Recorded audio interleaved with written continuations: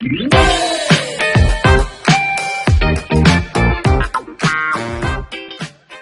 doctor Francisco Anaya, quien me enseñó unidad de cuidado intensivo en el Hospital Militar cuando me estaba formando como internista, falleció hoy en Bogotá. Él era intensivista y fallece por coronavirus.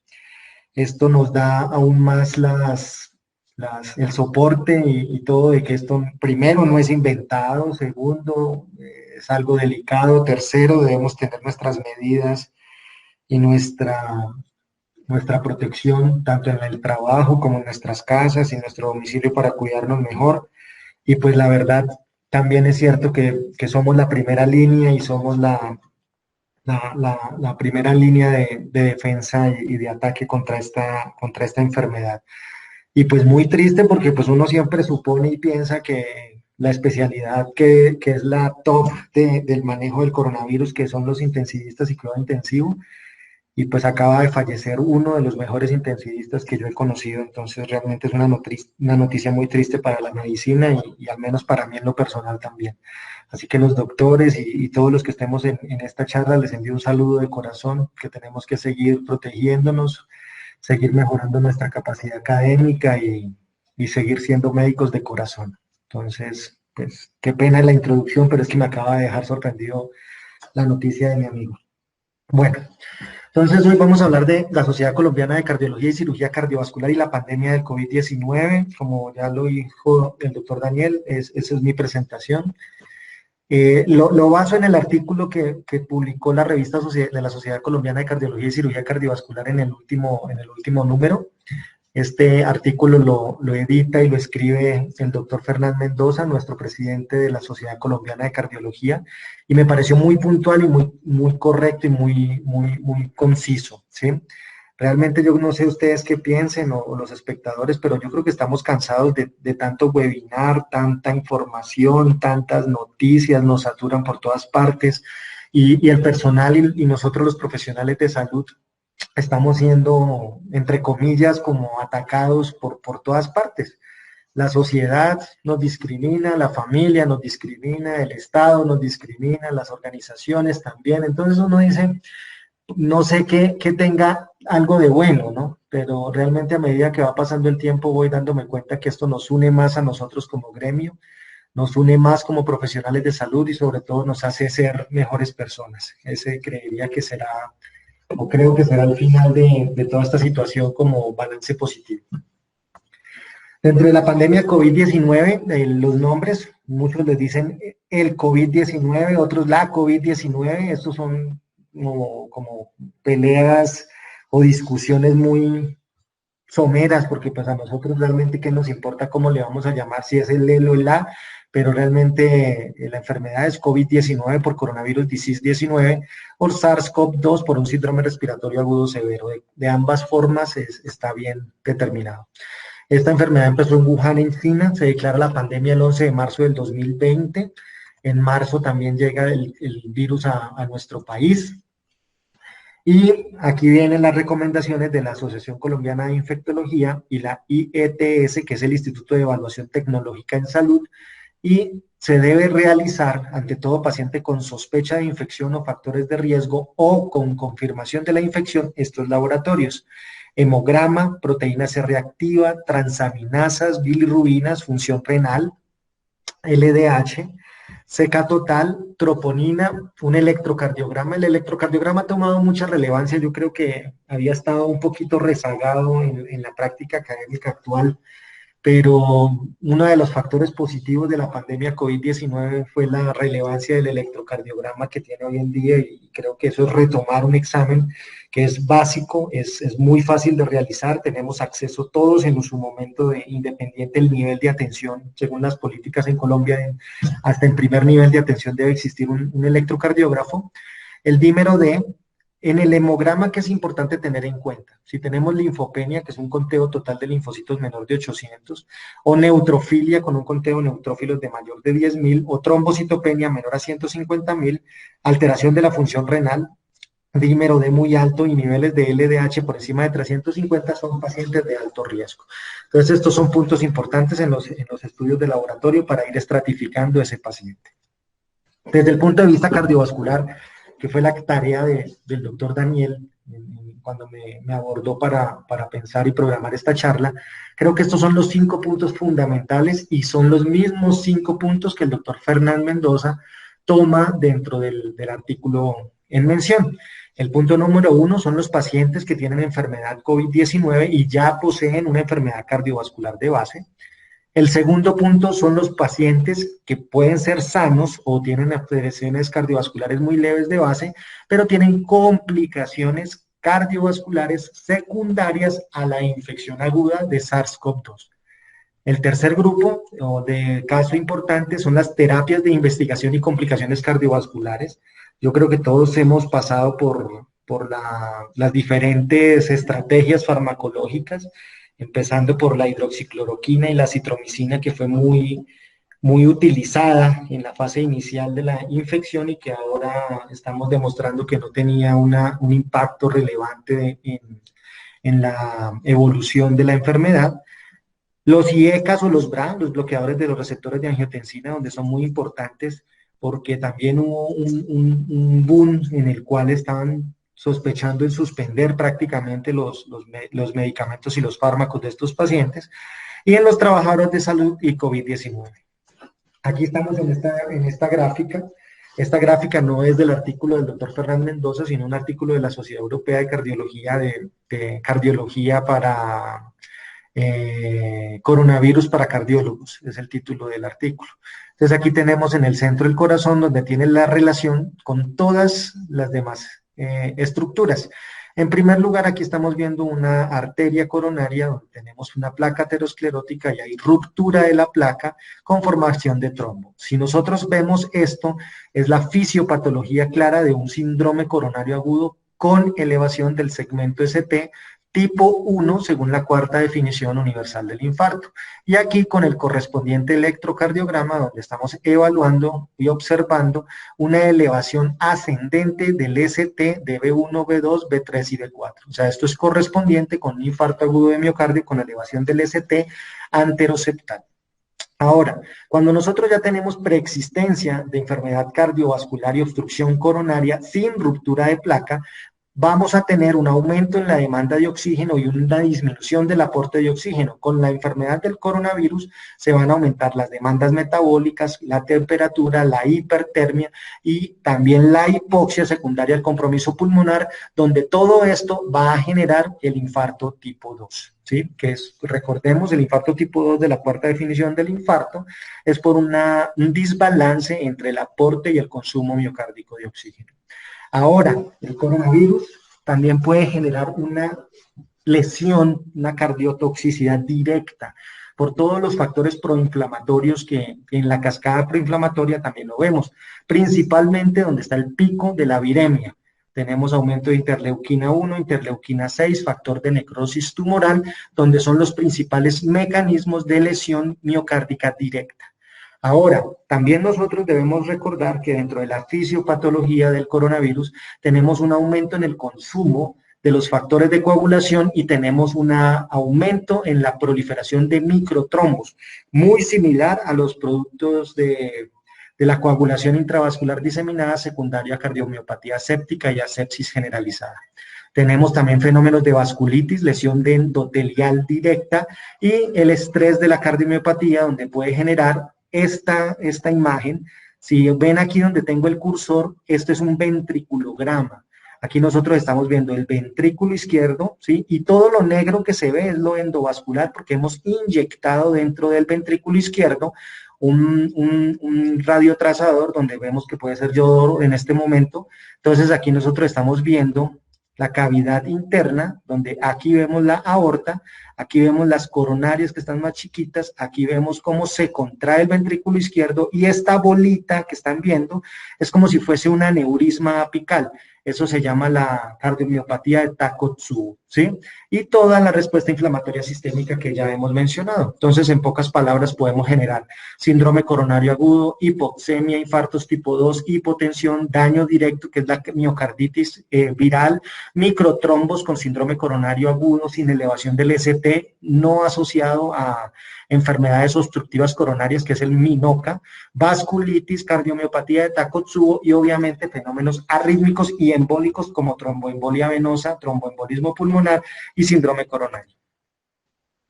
Cuando nosotros tenemos la enfermedad de COVID-19 ya con enfermedad cardiovascular establecida, vemos que hay un artículo muy importante de un análisis retrospectivo de 44.672 pacientes donde fue llevado en la ciudad de Wuhan. Recordemos que esta fue la ciudad donde se inició la pandemia. La tasa de letalidad para los pacientes con cáncer fue de 5.6%. Para los pacientes hipertensos tenemos un 6%, para la enfermedad respiratoria crónica 6.3%, los pacientes diabéticos 7.3% y pacientes con enfermedad cardiovascular del 10.5%. Las cifras anteriores son mayores que la mortalidad total de la población en general, que es de 2.3%. Entonces realmente vemos que el factor de riesgo principal para predecir mortalidad en un paciente infectado de COVID-19 es los antecedentes de enfermedad cardiovascular y la edad, donde por ejemplo los pacientes de más de 70 años casi corresponden al 70% de los fallecimientos. La mayoría de los estudios reportan un incremento significativo de la morbilidad y la mortalidad relacionado con la edad, como lo mencionábamos. La letalidad oscila entre el 1.3% entre los 50 a los 59 años, 3.6% entre los 60 y los 69 años, 8% entre los 70 a 79 años y 14.8% en pacientes de 80 a más años. Ahora vamos a hablar de las complicaciones cardiovasculares secundarias a la infección. La infección se ha asociado a múltiples complicaciones cardiovasculares de manera directa e indirecta e incluye lesión miocárdica aguda. Lesión miocárdica aguda, recordemos que el factor definitorio más claro e importante de la lesión miocárdica aguda es el aumento de biomarcadores, en este caso troponina T, por encima del percentil 99. Miocarditis, que es la miocarditis viral. Arritmias, donde se ha relacionado episodios de fibrilación ventricular, taquicardia ventricular, muerte súbita secundario a infección por coronavirus. Además, la secundaria a cardiomiopatía isquémica secundaria a coronavirus, que genera arritmias también, y la fibrilación auricular. Tenemos también el tromboembolismo venoso, donde está TBP y TEP en el mismo grupo poblacional. La lesión miocárdica se define como el aumento de los niveles de troponina, que puede ser de etiología isquémica o no isquémica, incluido en los casos de miocarditis. Es muy importante definir en el momento de tener esta lesión miocárdica y la clínica de un infarto, si es un infarto tipo 1, que es por ruptura de placa aterosclerótica, como lo mencionábamos, o tipo 2, por alteraciones en la demanda y el aporte de oxígeno, o secundario a una miocarditis. Los estudios de corte de pacientes hospitalizados en China estimaron que la lesión miocárdica ocurre entre un 7 y un 17%. O sea, si vamos a ver esto, 1 de cada 5 pacientes probablemente va a tener injuria miocárdica de los pacientes hospitalizados. Pero tengamos en cuenta lo siguiente, es más común en pacientes admitidos en la unidad de cuidado intensivo. O sea, en la UCI nosotros tenemos el 22.2% de valores positivos de troponina. Y en los pacientes que fallecen, el 59% de los pacientes tenían troponina positiva. Entonces, tener en cuenta que una troponina T positiva imprime una alta probabilidad de muerte asociada a coronavirus. Se han reportado casos de miocarditis fulminante explicados por la alta carga viral. Bueno, hay una noticia, no sé si ustedes lo hayan revisado, yo después revisé el artículo específicamente de noticias que estaban saliendo por las redes sociales y efectivamente la carga viral, o sea, la viremia, ha disminuido comparativamente con las primeras 4 semanas del mes de febrero en Italia, comparadas a mayo en Italia también, y pues eso tocaría correlacionarlo si está sucediendo en otros países, pero al parecer sí existe una disminución de la replicación viral y de la carga viral en la primoinfección y en la infección aguda por coronavirus. Desde el punto de vista fisiopatológico, las manifestaciones miocárdicas en estos pacientes consisten en una miocardiopatía por estrés, que habíamos visto en el ventriculograma, se llama la miocardiopatía de Takotsubo, o disfunción miocárdica relacionada con citoquinas, ¿sí? Que es un mecanismo fisiopatológico muy similar a la falla miocárdica por sepsis o a la miocardiopatía séptica, la cual ocurre en estados severos e imita al síndrome hematofagocítico con linfohistiocitosis. Hay casos reportados de síndrome coronario agudo, como lo habíamos mencionado, compatible con infarto agudo de miocardio tipo 1 en casos por infección por COVID-19, ya que la enfermedad puede llevar a ruptura de una placa vulnerable en pacientes con factores de riesgo. Esto no implica que esté aumentando el periodo o el fenómeno aterogénico, sino que ya pacientes que tienen la aterosclerosis facilita por medio de la respuesta inmunológica la ruptura de esa placa, ¿sí? Porque estamos llevando a un estrés metabólico mayor y aparte de eso una inestabilidad de la placa. En el tratamiento del infarto agudo de miocardio con elevación del ST se siguen llevando las guías universales. La trombolisis es el mecanismo ideal porque pues, se ha demostrado que en este momento para llevar a salas de hemodinamia, para cumplir todos los protocolos, para tener todos los protocolos de asepsia, desinfección entre un paciente y otro y demás, el tiempo que nosotros hemos llevado de metas, que ustedes lo saben, son 90 minutos para llevarlo a arteriografía coronaria, obviamente cada vez es más difícil. Sin embargo, en instituciones donde tengan el acceso a este mismo tiempo, la indicación sigue siendo la intervención coronaria percutánea. Sin embargo, por protección al personal de salud, por protección a todos los demás, se está haciendo el tratamiento de primero trombolisis y posteriormente a eso, ya programado el procedimiento con todas las medidas requeridas, se realiza la intervención coronaria percutánea.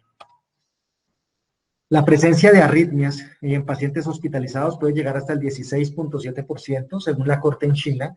Esta alta prevalencia puede ser atribuible a múltiples procesos: alteración metabólica, donde tenemos hipoxia, podemos tener acidosis respiratoria, alteración neurohormonal, respuesta inflamatoria sistémica, la isquemia, como lo habíamos visto previamente, y el uso de medicamentos que prolongan el intervalo QT.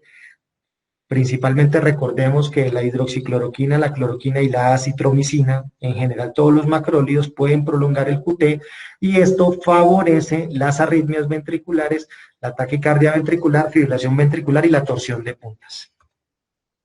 Aquí vemos un electrocardiograma con dupletas, son dupletas monomórficas acopladas, que son arritmias ventriculares.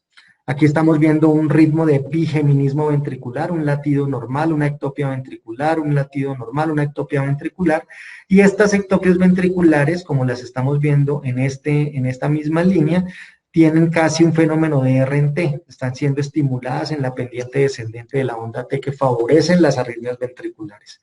Aquí estamos viendo una tripleta, 3 ectopias ventriculares monomórficas, con un bloqueo auriculoventricular de primer grado de base, donde también la prolongación del intervalo PR puede ser secundario a fármacos. Es muy importante también recordarlo, que antivirales como el lopinavir, ritonavir, que también están dentro del arsenal terapéutico para COVID, pueden prolongar el intervalo PR. Aquí estamos viendo un paciente con un bloqueo completo de rama izquierda, un QRS ancho, un bloqueo de primer grado y un QRS empastado. Es importante tener en cuenta y recordarles que el bloqueo completo de rama izquierda en un paciente con síntomas agudos es interpretable como un síndrome coronario agudo con elevación del ST si el bloqueo de rama izquierda es de novo. Ahora vamos a hablar de las complicaciones cardiovasculares secundarias a la infección. La insuficiencia cardíaca puede estar presente hasta en un 23% de los pacientes. Tengamos en cuenta que aquí debemos definir muy claramente si es un paciente con una insuficiencia cardíaca crónica descompensada, ya conocida, o si es un paciente que no tenía diagnóstico de falla cardíaca y la falla cardíaca es una manifestación aguda secundaria a la infección de COVID-19. El shock cardiogénico o el choque mixto, aquí tenemos en cuenta choque mixto, ¿por qué? Porque podemos tener o es probable o potencialmente generar hipotensión, gasto cardíaco disminuido por falla ventricular izquierda o un choque mixto asociado a un shock distributivo. Recordemos que tenemos una respuesta inflamatoria alta y los factores estimulantes a nivel periférico como las interleuquinas y las prostaglandinas pueden producir vasodilatación. Entonces tenemos un choque donde estamos hablando secundario a vasodilatación o distributivo y secundario a bomba o choque cardiogénico. El soporte hemodinámico es muy importante, podemos tener asistencia pulmonar o asistencia ventricular. Si es ventricular neta, podemos utilizar dispositivos de asistencia ventricular como el Impella o el Tandem Heart. Y en asistencia pulmonar o mixta tenemos el ECMO, que es la membrana de oxigenación extracorpórea, donde puede ser un fenómeno de puente o transición, mientras ocurre la recuperación alveolo capilar. Se recomienda hacer un ecocardiograma urgente en aquellos pacientes que desarrollen insuficiencia cardíaca, arritmias o cambios en el electrocardiograma o cardiomegalia en el electrocardiograma para evaluar la estructuralidad cardíaca en ese paciente en el momento. La otra manifestación es el riesgo incrementado de tromboembolia venosa con elevación del dímero D, que ya lo habíamos hablado, y la inflamación vascular puede contribuir a un estado hipercoagulable y a disfunción endotelial. Ahí recordemos la triada de Virchow. Dentro de las terapias en investigación para tratar la infección por coronavirus, tenemos en cuenta el lopinavir ritonavir, como les mencionaba, que puede prolongar el PR y el intervalo QT, la cloroquina y la hidroxicloroquina con la acitromicina, que también prolongan el QT. Inicialmente estaba prácticamente difundido el inicio de hidroxicloroquina y acitromicina a todos los pacientes. Sin embargo, en un estudio retrospectivo, analizando los desenlaces, realmente no se confirmó ni se demostró un beneficio demostrable de estos fármacos, y en algunas ocasiones sí un efecto deleterio por prolongación del QT y arritmias ventriculares y muerte súbita. Dentro de los IECAS también se ha estipulado y se ha dicho muchas cosas también en IECA y en el SARS-CoV-2, como otros coronavirus pueden utilizar la enzima convertidora de angiotensina. Recordemos que esta ECA2 se le requiere para el coronavirus para entrar a la célula. Esta proteína es altamente expresada en las células alveolares pulmonares, solamente están en el pulmón, y la ECA2 también tiene un papel en la protección pulmonar. Por lo tanto, la unión del virus a esta proteína en estas vías se ha atribuido un efecto deleterio. Entre los IECAS o los BRA, que son los bloqueadores de los receptores de angiotensina utilizados para la hipertensión y para la falla cardíaca, están en estudios sobre si pueden tener beneficio o no los pacientes que utilizan estos medicamentos. Sin embargo, el consenso general de todas las sociedades científicas, y ahí me uno al consenso de la Sociedad Colombiana de Cardiología en el capítulo de hipertensión arterial y al capítulo de falla cardíaca, donde se siguen las recomendaciones actuales de las diferentes sociedades nacionales e internacionales, en las que se sugiere no suspender y continuar el tratamiento con el IECA o el BRA en ausencia de contraindicaciones específicas en pacientes en riesgo o infección confirmada de SARS-CoV-2.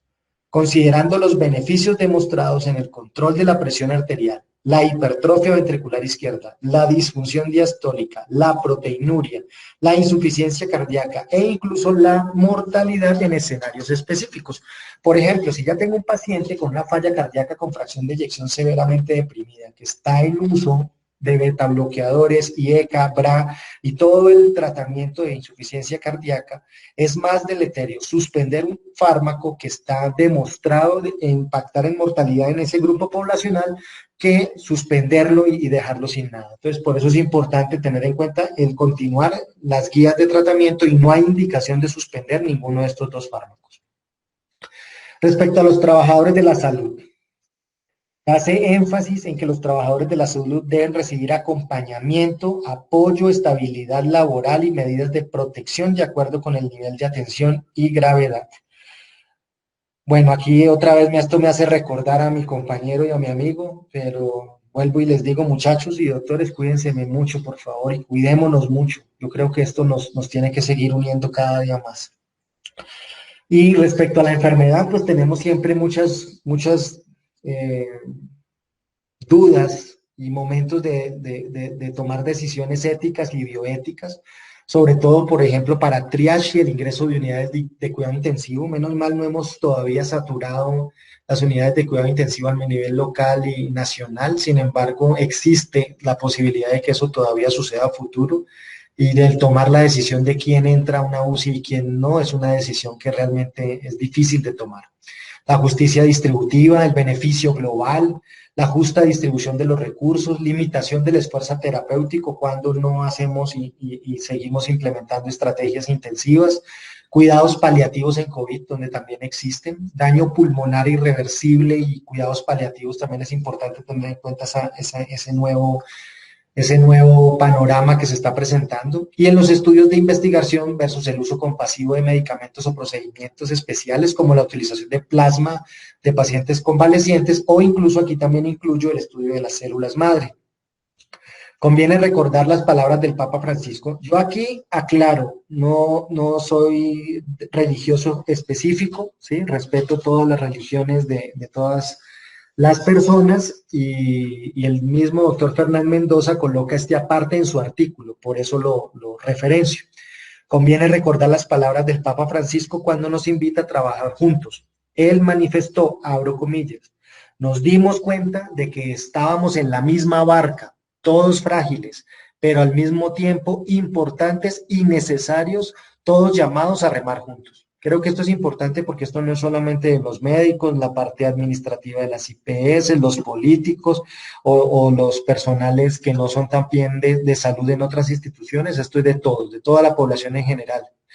Todos, pese a que nos desempeñamos en diferentes áreas de la cardiología, porque el artículo es de la sociedad, pertenecemos a una única y nuestra Asociación Colombiana de Cardiología y Cirugía Cardiovascular. Y los invito a todos a remar juntos, no solo en estos momentos difíciles, sino siempre. Esto fue palabras textuales del doctor Fernán Mendoza en su artículo, y yo las hago extensivas no solamente a la cardiología, sino a la población en general. Esa era la presentación que les tenía para hoy. No sé, creo que traté de ser lo más puntual y conciso. Y no sé si alguien tenga alguna pregunta o algo que quiera añadir o preguntar. Doc, muchísimas gracias. Gran presentación. Si alguien tiene alguna pregunta, puede realizarla en el chat.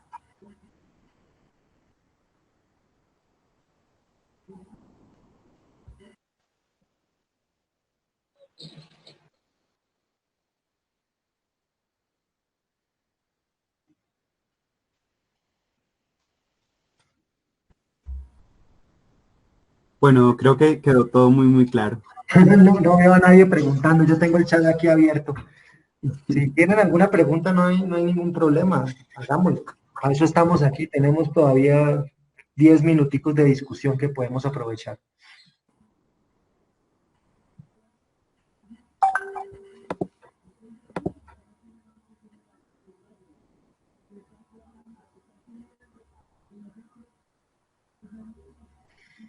Doc, ¿Nadie? de pronto, en cuanto a la manera como se están desarrollando las consultas de pacientes de cardiología normalmente, que usualmente son pacientes crónicos, ¿qué estrategias está llevando la sociedad colombiana y cómo es la experiencia desde la cardiología para esto? Lo mismo con los exámenes que suelen ser necesarios y que sí o sí necesitan a un paciente presencialmente. Ujú. Bueno, Daniel, pues la pregunta es muy válida, ¿sí? Mi opinión personal, creo que hay muchos pacientes que realmente se están dejando de ver y eso también tiene que entrar a sumar dentro de las complicaciones e incluso entre la mortalidad de los pacientes no coronavirus en la pandemia. Precisamente esta semana cuento un caso personal. En mi consultorio particular llegó un paciente que porque estamos en este momento en pandemia no tiene un acceso adecuado al servicio de urgencias, al servicio de consulta externa, al acceso a la especialidad de cardiología. Entonces fue allá y realmente tenía dolor torácico, tenía un electro que le tomé con una necrosis inferior, un ecocardiograma con un trastorno segmentario y le envié a tomar un examen de troponina estando en la calle porque pues en el momento como lo remite uno a un servicio de urgencias si realmente están muy limitados también. La troponina que se tomó él ambulatoriamente muy positiva. Entonces me tocó remitirlo, ir a urgencias, llevar el caso en particular para que pudieran intervenirlo. Gracias a Dios, el sábado en la noche, el viernes en la noche, lo remitieron y en Bogotá, en el Instituto del Corazón, le hicieron intervención coronaria de 3 vasos. Gracias a Dios el paciente está estable, está saliendo de su proceso, pero esto me lleva a mí a afianzar aún más que hay muchos pacientes que están en este momento muy enfermos de enfermedad coronaria, falla cardíaca, arritmias, fibrilación auricular y demás, y que realmente en este momento no están teniendo un acceso oportuno. Esa es la primera parte. Vuelvo y repito, eso sí es a modo personal, John Alexander Conta, opinión, ¿sí? Evidencia tipo D.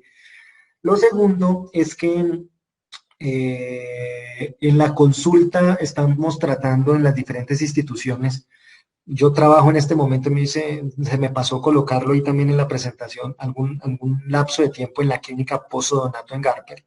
Y en este momento en Mediláser y en Garper estamos tratando de implementar y llevar a cabo la teleconsulta y la consulta virtual, donde en pacientes que ya nosotros tenemos conocimiento o que ya los hemos valorado de forma presencial por la especialidad en un lapso último de 3 meses, que ya tenemos pendiente solamente revisar reportes de exámenes o preguntar cómo van, los estamos haciendo en consulta, ¿sí? En teleconsulta. Sin embargo, no está esta modalidad para pacientes de primera vez, porque pues creo y más de uno me dará la razón que cardiología es una especialidad muy presencial. O sea, uno debe examinar ingurgitación yugular, edema de miembros inferiores, hepatomegalia, auscultación de soplos, ruidos cardíacos arrítmicos, y son datos que pues no vamos a obtener en un momento dado en una teleconsulta si no conocemos previamente el paciente. Entonces, eso también es importante tenerlo en cuenta. Y la realización de los estudios, obviamente, pertinentes para los pacientes y necesarios, creo que ya poco a poco se están empezando a abrir los servicios de cardiología no invasiva bajo todas las medidas locales que se tienen por la Secretaría de Salud para poder llevarse a cabo, por la Alcaldía de Tunja, pues lo digo, en la ciudad también se están llevando revisiones de los procesos y los protocolos, y adicionalmente a eso, también a nivel nacional, las diferentes sociedades académicas, por ejemplo en cardiología, tienen unas pautas muy específicas para la realización del ecocardiograma, para la realización del electro, para la realización del holter o la consulta presencial para poder cumplir las normas y evitar contagios y diseminación con la infección dentro de las instituciones de salud. No sé, Daniel, si le quedó resuelta la duda. Sí, sí, señor, gracias. Bueno. Doc, de pronto, el manejo en cuanto a prevención, si bien los pacientes que tienen este tipo de enfermedades cardiovasculares son aquellos y aquellas que demuestran pues tener el mayor riesgo y mayores tasas de mortalidad, ¿de qué manera podemos hacer una prevención secundaria en el contexto de una pandemia ante esos pacientes cardiovasculares que, como su merced nos está diciendo, se está dificultando el acceso, pero necesitamos darle de alguna u otra manera la herramienta para que no se nos mueran y pues poderles en este contexto darle al menos alguna luz? ¿Qué recomendaciones nos daría? Bueno, dentro de las recomendaciones, yo creo que también esto es muy importante porque el tratamiento cardiovascular dirigido y enfatizado en cada paciente y enfocado en cada paciente, lo podemos llevar desde consulta de primer nivel y medicina general, ¿sí? O sea, recordar claramente el uso y la indicación del betabloqueador en los pacientes con insuficiencia cardíaca y síntomas anginosos, la antiagregación con ácido acetil salicílico para prevención primaria y secundaria de eventos cardiovasculares mayores, el uso de las estatinas para metas de colesterol total y HDL y LDL, que es importante y está en las guías de dislipidemia, el tratamiento y el control óptimo de metas de cifras tensionales para tener los pacientes en metas, control de metas de frecuencia cardíaca para pacientes con insuficiencia cardíaca. Entonces, creo yo que todas estas herramientas y tratar de tenerlos en metas clínicas lo tenemos a la mano y el acceso de todos. Antes de buscar, por ejemplo, una remisión al internista o una remisión al cardiólogo, creo que es importante optimizar lo que más podamos cada uno dentro de nuestro actuar, ¿sí? Creería que esa es como la recomendación principal. Y en el momento en que haya un paciente con un evento coronario o con un desenlace cardiovascular mayor, pues implementar todas las medidas y basados en las guías, las cuales no han cambiado, seguimos llevando las mismas guías respecto a síndrome coronario agudo. Las únicas que de pronto están en trámite de estudio y demás son las guías de anticoagulación, porque si recuerdan, uno de los factores principales de coronavirus es la cascada de la coagulación activada, entonces se están llevando estudios principalmente con anticoagulantes, heparina, inicio de heparina, no solamente en síndrome coronario agudo, sino en otros síntomas cardiovasculares, pero por lo demás estamos llevando las mismas guías de manejo. Pero el mensaje es a aplicar al máximo todas las estrategias farmacológicas que tengamos a la mano desde un primer nivel. Listo. Bueno, muchísimas gracias Bueno, por acompañarnos, por darnos esta visión desde su especialidad y muchas gracias. gracias por aceptar nuestra invitación. No, no, muchas gracias a todos y gracias a los que están presentes. Les deseo que tengan un bonito día y que Dios los bendiga. Bueno, hasta luego. Lo mismo, muchísimas gracias. El link de asistencia lo enviaremos en este momento para nuestros y nuestras asistentes. Muchísimas gracias por acompañarnos y que tengan muy buena tarde.